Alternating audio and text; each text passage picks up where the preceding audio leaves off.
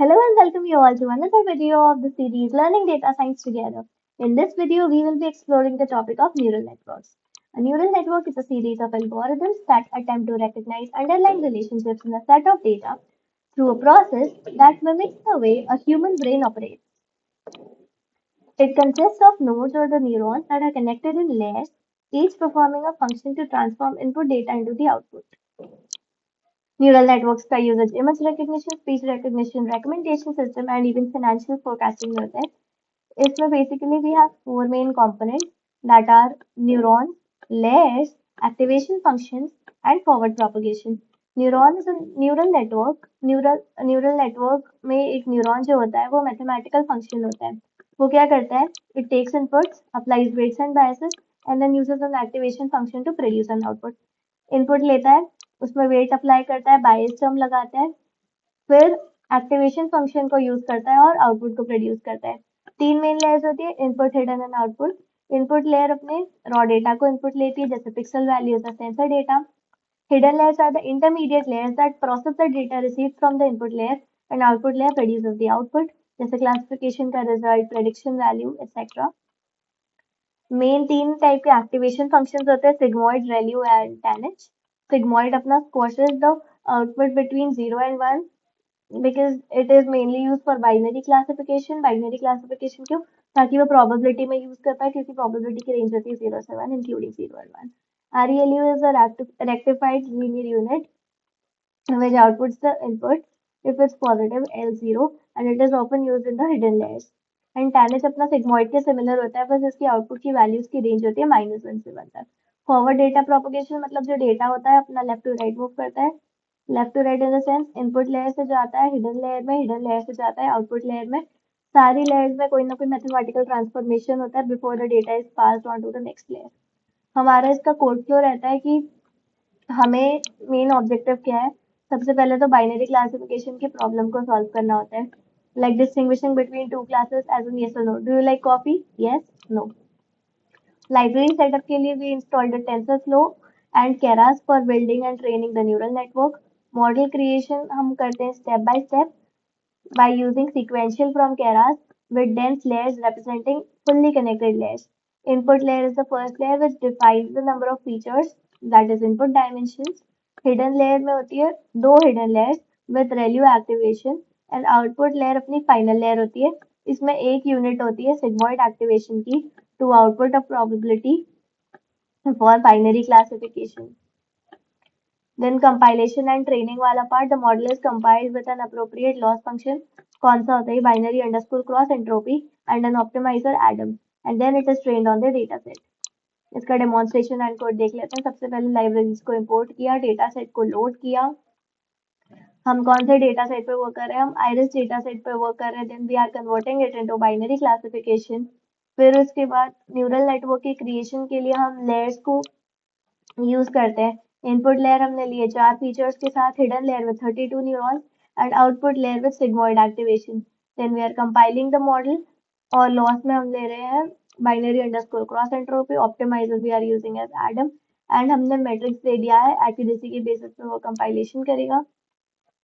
Then dot fit use करके हम model को ट्रेन करेंगे. 100 एपॉक्स तक ट्रेन कर रहे हैं, मतलब 100 टाइम्स वो पूरी प्रोसेस करेगा. मॉडल इवैल्यूएशन हम डॉट इवैल्यूएट से कर रहे हैं and then we are plotting the training history. So ये हमारा प्लॉट है एक्यूरेसी और लॉस का. हमारी एक्यूरेसी ब्लू में है, ऑरेंज में हमारा लॉस है.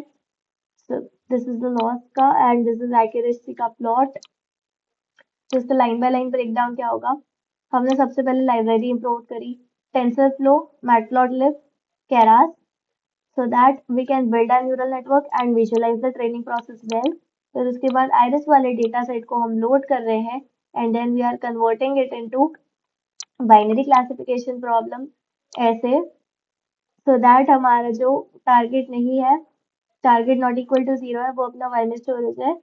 And then we are building a network sequential model को इनिशियलाइज करके 3 लेयर्स के साथ, जिसमें फर्स्ट में 64 न्यूरॉन्स एंड 4 फीचर्स है विद रेल्यू एक्टिवेशन. सेकंड में 32 न्यूरॉन्स है रेल्यू एक्टिवेशन के साथ एंड थर्ड लेयर में सिर्फ एक न्यूरॉन है with sigmoid activation, so that we can output the probabilities later on. Then हमारा कंपाइलेशन का प्रोसेस आता है, वो हम करते हैं बाइनरी अंडरस्कोर क्रॉस एंड कोई लॉस फंक्शन यूज करके, because it's a binary classification and we are using the Adam optimiser. फिर हम मॉडल को ट्रेन करने के लिए डॉट फिट वाला फंक्शन यूज करते हैं, and we are training it for 100 epochs with a batch size of 10, and then we are suppressing the verbose output. And then evaluation of model is being done here on the same data set to measure its accuracy. कि हम अगर same data set पे model की training करते हैं, उसका evaluation करते हैं, तो इसकी accuracy कितनी आएगी, and then we are plotting it, the training accuracy and loss over the epochs, showing how the model improved during the training process. तो हमारे क्विक रिकैप हो जाएगा। पहले लाइब्रेरी इंपोर्ट करी, कौन कौन सी, टेंसरफ्लो, केरास, मैटप्लॉट, libdot.pyplot।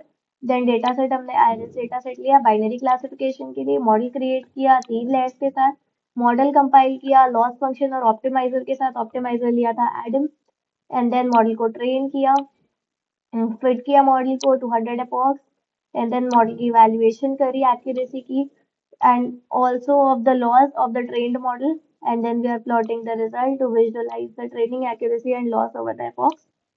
जो हमारा ये वाला ग्राफ का आउटपुट है, ये हमारे पूरे 100 epochs तक का है, ये 100 epochs तक का हमारा आउटपुट है हमारा लॉस एंड एक्यूरेसी का।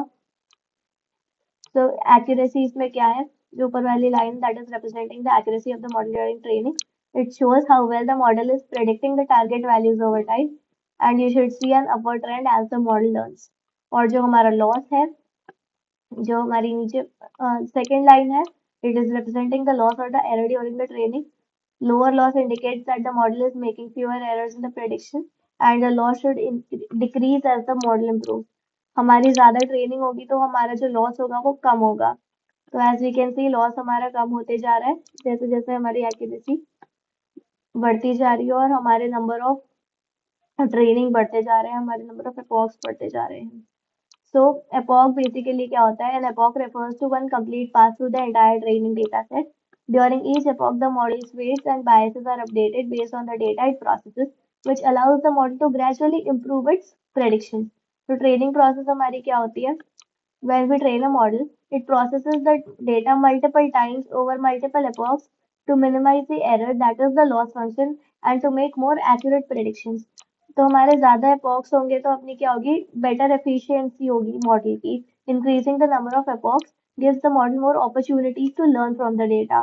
जैसे कि हम ज्यादा प्रॉब्लम सॉल्व करते हैं डेटा साइंस के, तो हम ज्यादा एफिशिएंट बनते हैं, ज्यादा स्किल्ड बनते हैं, and same happens with our model.